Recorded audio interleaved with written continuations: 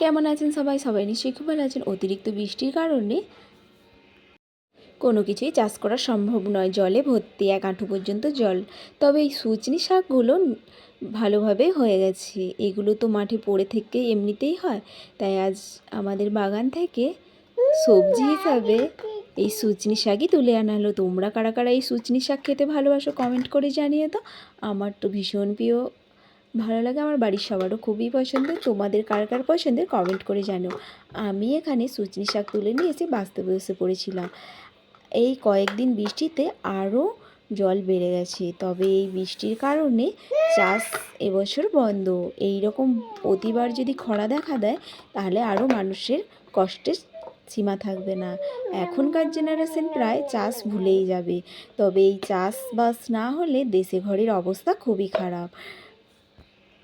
মাঠে ধান হলে সারা বছরের একটা খোরাকি জোগাড় হয়ে যায়, কিন্তু এই রকম বছর বছর জল জমে জমি নষ্ট হয়ে থাকলে তাতে কিন্তু আর চাষের কোনো সম্ভাবনা নেই। এবছর তো আর হলোই না, আগামী বছর হবে কি না সেও দেখতে হবে, কারণ জমি পুরো ভাগাড়ের মতো হয়ে যাচ্ছে। যাই হোক, এই রকম বলতে বলতে আমার শাকগুলো প্রায় সব কাটা হয়ে গেল।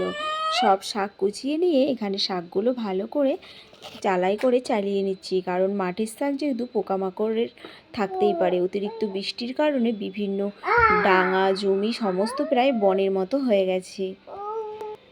এইভাবে ভালো করে কুচিয়ে নিয়ে ভালো করে চালার মধ্যে দিয়ে ভালো করে আগে চেলে নিতে হবে, এবং চেলেও নিচ্ছি, কারণ মাঠের শাক তো প্রচণ্ড পোকামাকড়ে ভর্তি থাকতে পারে। তবে আমরা দেখেই তুলেছি শাকগুলো খুব সুন্দর এবং ভালো, একটাও ওর মধ্যে কিছু পোকামাকড় ছিল না, সেই জন্যেই মা তুলে নিয়ে এসেছিলো। পুরো জমিটা শাপলাতে ভরে গেছে, তাই আপনাদের পরের ভিডিওতে দেখাবো জমি অবস্থা কীরকম।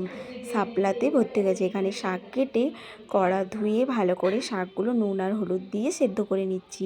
এই শাকটি খেতে কিন্তু ভীষণ সুন্দর লাগে। তোমাদের কার কেমন লাগে?